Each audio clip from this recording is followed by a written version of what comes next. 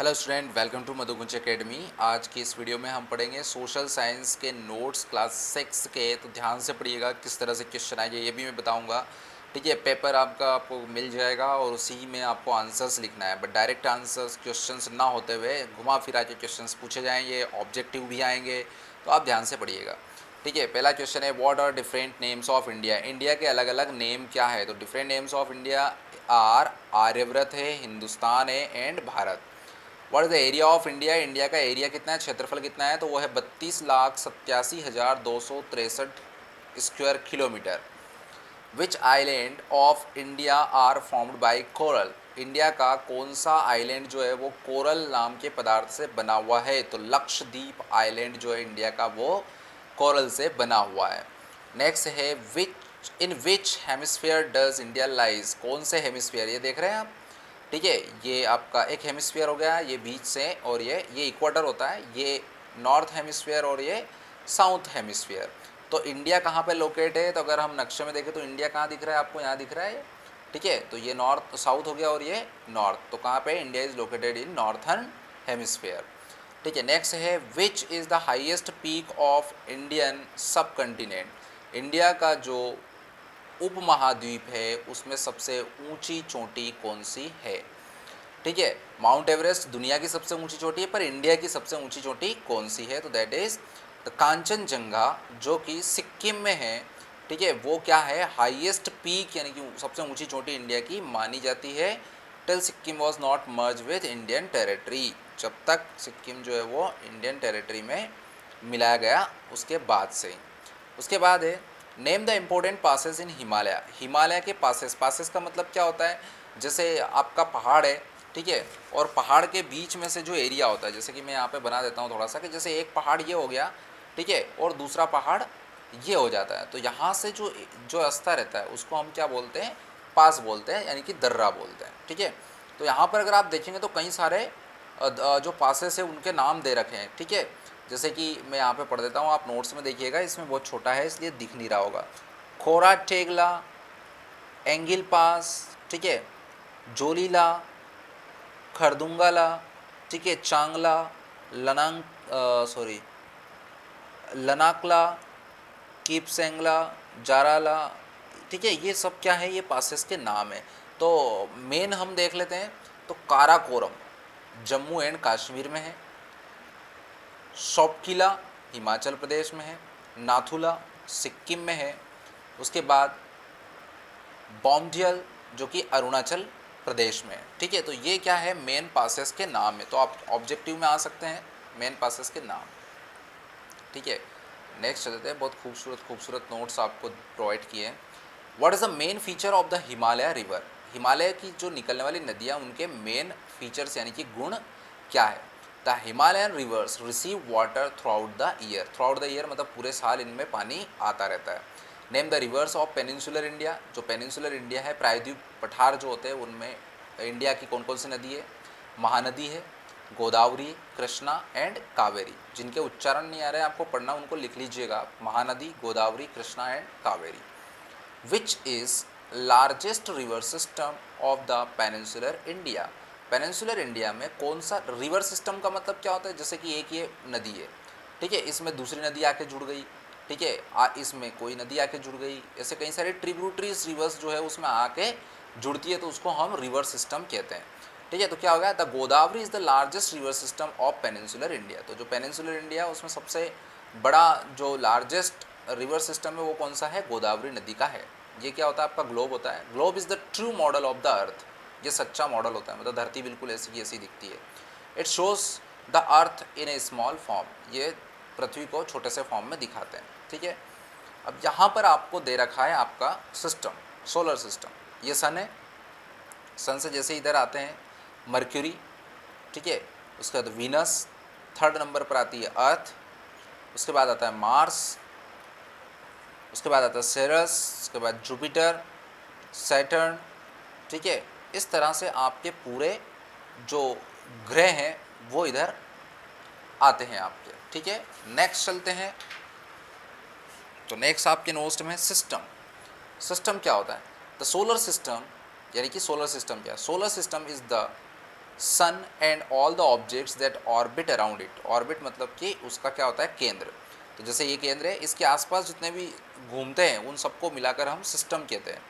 The sun is the orbited by planets, asteroids, comets and other things. जितने भी ध्रुव वगैरह जो भी होते हैं वो सब इसके आसपास घूमते हैं। यूनिवर्स क्या है? The universe is everything we can touch, feel, sense, measure और डिटेक्ट। जो भी हम देख पाते हैं, समझ पाते हैं और उसको टच कर पाते हैं, वो सब कुछ यूनिवर्स में ही आता है। इट इंक्लूड्स, जिसमें लिविंग थिंग्स आती हैं, प्लैनेट्स आते हैं, स्टार्स आते हैं, गैलेक्सीज आती है, धूल, क्लाउड्स आते हैं, लाइट आती है और इवन समय भी उसी में आता है। The universe contains billions of galaxies. जो यूनिवर्स है उसमें करोड़ों गैलेक्सीज है। ईच कंटेनिंग मिलियंस और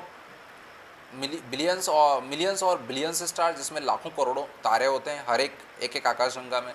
the space between the stars and galaxies is largely empty. और जो स्पेस होता है, जैसे एक तारा यहाँ पर, एक तारा यहाँ पर, ठीक है, तो जैसे बहुत बहुत दूर होती है। जैसे कि पृथ्वी है तो इसके आसपास कभी किसी तारे से टकराए हो आप? क्या नहीं टकराए ना। तो इनकी डिस्टेंस जो है बहुत बहुत दूर होती है, इसलिए उसको यूनिवर्स बोलते हैं, ब्रह्मांड बोलते हैं।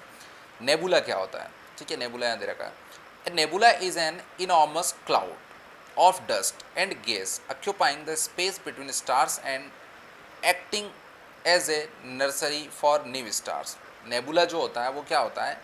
एक धूल का गुबार होता है, गैसेस उसमें होती है, जो कि दो तारों के बीच की जो जगह होती है वहाँ पर आ जाता है और धीरे धीरे जो है वो क्या बन जाता है, एक नया तारा बना लेता है।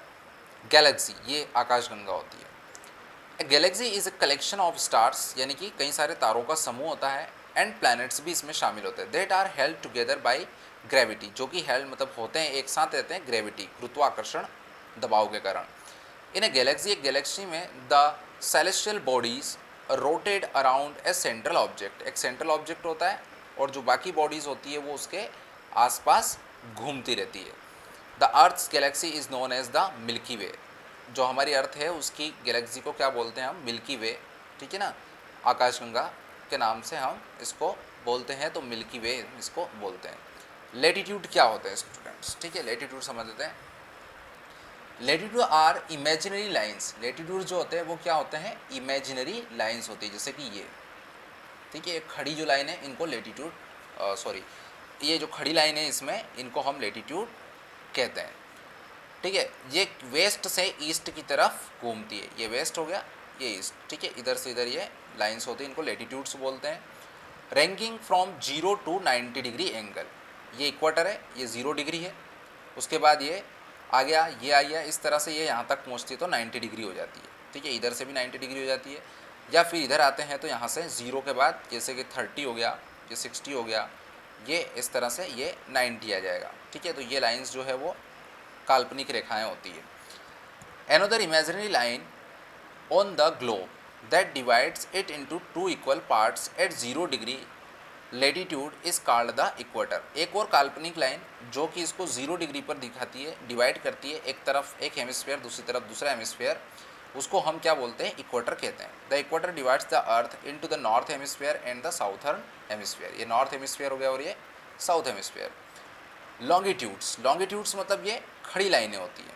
ठीक है, longitude is the measurement east or the prime meridian latitude is measured by imaginary lines that run around the earth vertically, ठीक है, up to down and meet at the north and south poles। North pole से south पोल को मिल रही है, vertically मतलब यूँ, ठीक है, ये हॉरिजॉन्टल हो जाता है और ये वर्टिकल। तो ये लाइन्स भी है ना, ये यहाँ से चलती है तो ये 0, 30 ये ऐसे करके वापस से यहाँ पर क्या हो जाती है? 90 डिग्री, मतलब यहाँ से चलती है ये, ठीक है, ऐसे में, तो ये यहाँ पर 90 होती है और ये यहाँ से चल के यहाँ पर 90 होती है। ठीक है, ये हो जाता है। उसके बाद आता है अर्थ्स रोटेशन। अर्थ का रोटेशन हम देख लेते हैं क्या होता है। The movement of the earth on its axis is called rotation. अपने ही अक्ष पर घूमना, जैसे कि ये है और इसी को यूँ घुमा दें अपन, ठीक है, तो ये अपने ही अक्ष पर घूम रहे हैं, उसको रोटेशन कहते हैं। It rotates from the west towards the east. ये वेस्ट से ईस्ट की तरफ घूमती है, जिधर घड़ी घूमती है। अर्थ्स रिवॉल्यूशन क्या कहता है?